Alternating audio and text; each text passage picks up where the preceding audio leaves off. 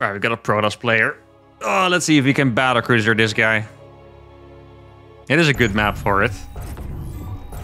You gotta do my videos with PF rushes? Yeah, I mean, me too. That's where like, man, my stuff is good.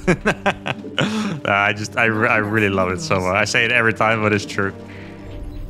I think my enjoyment of StarCraft 2 actually peaked with planetary rushes. Like, no kidding. It actually did. The Ghost Challenge, when I did it for the first time, that was my favorite at the time. Really liked it, but planetary rushes took it to a new level. So good. Alright, let's see. Battlecruiser against Protoss. At some point I had an actual build for it, which was some kind of tank push. But it depends a lot on the meta, whether you can execute it or not. I don't remember exactly how I did it. There was a trick to it. I think it was I would scout if they were going for a Stargate or something. I don't remember exactly how it went though. I'm definitely not going to do double gas against Protoss, because then we're just going to be too poor to make a BC. I think I should proxy the fusion core actually. I'm not sure if you guys have noticed, but so many Protoss players are going for the hallucinated Phoenix Scout these days. Like first it was just Strange playing it, and I was like, well, it's Strange. He quite literally always does strange builds, so it's probably not meta. But I feel like so many players are using it now. It's pretty crazy. No, my peak enjoyment was not playing late game TVP. I would say I definitely don't think it was my bottom of enjoyment, because StarCraft 2 had some tough eras for sure. But late game TVP is not, let's just say it's not a fond memory. Definitely not. Now I do wonder what my bottom, you know, the pit is not the peak, but the pit of enjoyment for me was in StarCraft. I think Broodlord Infestor or Wings of Liberty might be it, honestly. Not enough minerals. Or a Legacy of the Void Stargate. It's actually not... I know it doesn't sound like a big thing, but it... Yeah, Legacy of the Void playing at Stargate was really not enjoyable. But I think overall... Listen to this, okay? And I'm saying this without any exaggeration, right? In the end of Wings of Liberty, I wasn't known yet as a super high tier player, but on the ladder, I was already pretty insane. Like, I think I got... I don't know, I was like rank 5 GM or something, and I was beating the best Protoss and Terrans in EU already back then, which were like Luciferon and Baby Knight and stuff, like very consistently. And then I would play in the WCS qualifier, and I would lose to literal mid-master Zergs. Not like these Zergs kind of suck, but they're literally mid-master. You just couldn't beat Broodlord Infestor. Actually, just impossible. Oh, Mama La Micra. Oh, he does it again, baby. Adios. I almost forgot what strategy I was doing because of that. No, like seriously, Broodlord Infestor Wings of Liberty. I don't think anyone can even fathom how in balance it was back then. Like sometimes like 4-gate blink is like pretty OP or whatever, and some of the newer players would say, you know, this must be even worse than Broodlord Infestor. And no. Yeah, you guys have no idea, trust me. If you weren't there, you have no freaking idea how insane that was. Like legit, my off-race Zerg would be 600 MMR higher than those players that I couldn't beat. it's freaking insane. Yeah, like and that makes it even crazier, because the 2019 era wasn't even that close to the Broodlord Infestor stuff, I think, in Wings. Like I know 2019 Zerg was also Omega busted, but yeah. 2012 Broodlord Infestor. Oh my god, dude. Nightmares. Caster stopped casting. Oh, wow, we made it just in time. Huge. Let's go. Should get at least like 8 probes or something, I think, with this. Maybe even more. Oh, let me through. Oh, he let me through. No, it's only 2, though. Let's see. Battlecruisers on the way. This is going to be a little scary. I'm not sure if I can defend his incoming attack. I could even run away with these as well. Why not? I'm only making Hellions. Wait, should I do the Raven Hellion thing where I go for like mass Hellions behind it? Do you guys remember that stuff? That was so good. I remember a legendary game against Maples with that. Yeah, we're gonna do it. Here we go. Mass Hellion BC. Additional And if he blinks on top of the BC, we have 10 Hellions to do splash. Probably not gonna be as exciting as it sounds, because if he has 10 Stalkers, it's still gonna hurt, but who knows? not enough minerals. Guess we'll see.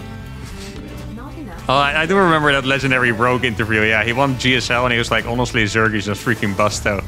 And all the Zerg were like, he's cancelled. I remember that Agaham was a GM Zerg. You guys might not remember him. I think he had a profile picture which was Rogue with like a cross through it, and he called himself Nogue. That was really funny. Alright, let's see. 10 Hellions. Is it time to teleport already? I think it might be. I think teleporting time is here. Hashtag Nogue. Okay, here we go. Wait, is that a Robobay? Oh, I didn't actually expect a Robobay. Okay, this is going to be a massive play. He's going to blink over here now. The Battlecruiser is still going to get out because it's a freaking BC. Wait, can I kill that? It's barely not in range. Wait, this guy barely made Stalkers, actually. No, he let me in! You silly goose, man. This guy is 100% silly goose essence right now. Oh, that is a blunder. I like how the battery overcharge is still kind of popping off over there. Doesn't really have any probes left, though. Oh, this is pain. La la la la la. Yeah, this actually worked so well. Dude, this PC, he's gonna rage quit as soon as he sees it, I think. No, he's still staying? Yo, the mental fortitude on this lad.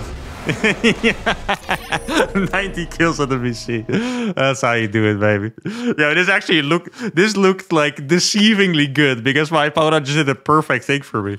I thought he was gonna warp like 10 Stalkers and attack me, but instead he just stopped at like 6 or something and made a freaking Robo-Bay at a third.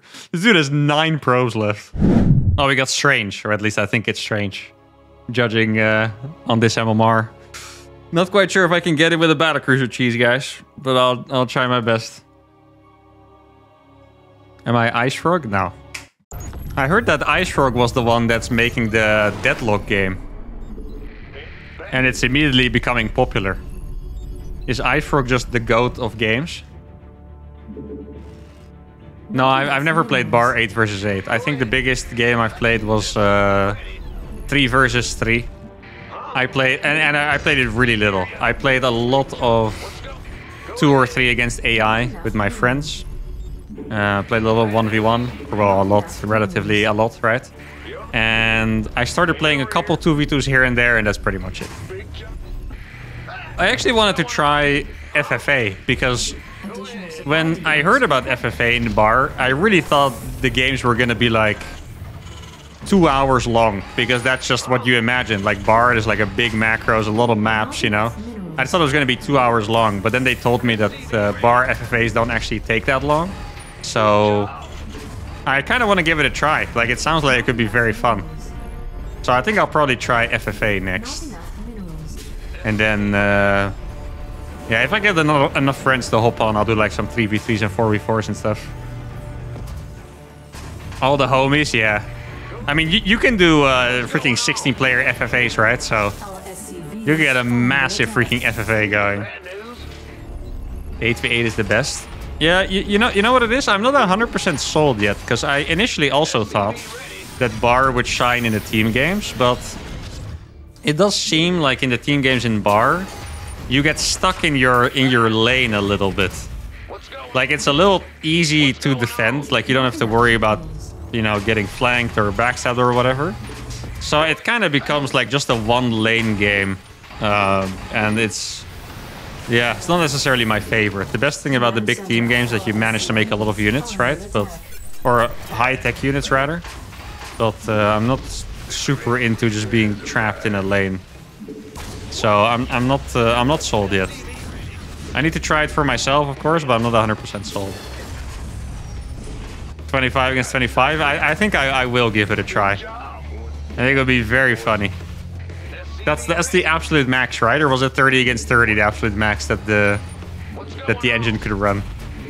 I remember hearing about it from some of the devs.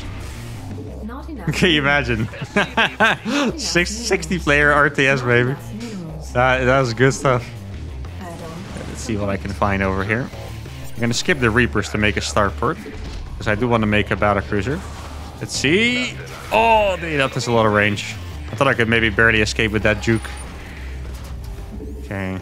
That was a Twilight, right? I saw? I think it was a Twilight. It would be laggy. Like, you would be... Okay, if you're a StarCraft player, you'd be shocked at how well the bar games are optimized. Like, you can play massive games, and it doesn't even lag. And in StarCraft 2, when I was doing... I have a new computer now, but when I was doing this, I also had a pretty good computer. And I was playing 4v4, and at some point I dropped to like 7 frames or something. That's just insane. But in bar, they've managed to play freaking 25 against 25 or whatever. It's yeah, like exactly. You play Stormgate, and some people, they have good computers and they can't even handle 1v1. And then bar shows up with 25 versus 25 and it doesn't lag. It's impressive. It really is quite impressive. And it's cool because sometimes it's fun to just vibe out in a massive team game and, you know, actually be able to enjoy the experience instead of lagging as well at the same time. I think StarCraft 2 4v4s are better than people thought, but the lag is an issue. Like, I don't want to play on 10 frames, you know. When I was playing the 4v4 tournament, I was stuck to playing mech, even though it's not that good in 4v4, because I would never be able to micro my bio units. Hey, what's up, Matthew? Yo, John, thank you very much for the prime. Appreciate it. So that's, yeah. Let's see. I think I want to make one more tank at least. Actually, I'll make one tank first because I need 3 tanks to shoot through an Immortal's barriers. Or until through an Immortal being healed by a battery, more like. This push is not, it's not convincing me so far, I'll be honest. I'm looking at the supply I have and stuff. It's not, this does not look like something that would end up in Terran school. Let's put it that way. Who knows, right? But it doesn't quite look like it. What is a bar? Bar is the new GOAT RTS. I actually wanted to play my first tournament like 2 weekends ago, but I had to forfeit because I got a massive headache. That was unfortunate. But I'm gonna try play another one, see how it goes. It's an observer. I do not want this observer to see my fusion core. Oh no! You guys saw that? What? Only one Marine finished. That's so cursed. I saw my Marines were about to finish, and it was just 1 of 2. That's actually so cursed. Oh man, that's disgusting. Oh well. Report me if I gave you guys PTSD just now by not killing that. Oh, he has a lot of stalkers, guys. Okay, this is gonna be an interesting one. If this build works, I would be genuinely surprised, but we'll see. I'm just gonna teleport into his main, I think. Get some distraction. Probably has a battery, because... Oh, he doesn't have a battery. Okay, nice, nice. He does have a lot of stalkers, though. Kind of want to go for a pylon. But 10 stalkers will kill this pretty fast. I think the stalker should be here now. I think that sounds accurate. If he doesn't have charge yet, then we can get in here real fast. Or we can get this instantly, I think.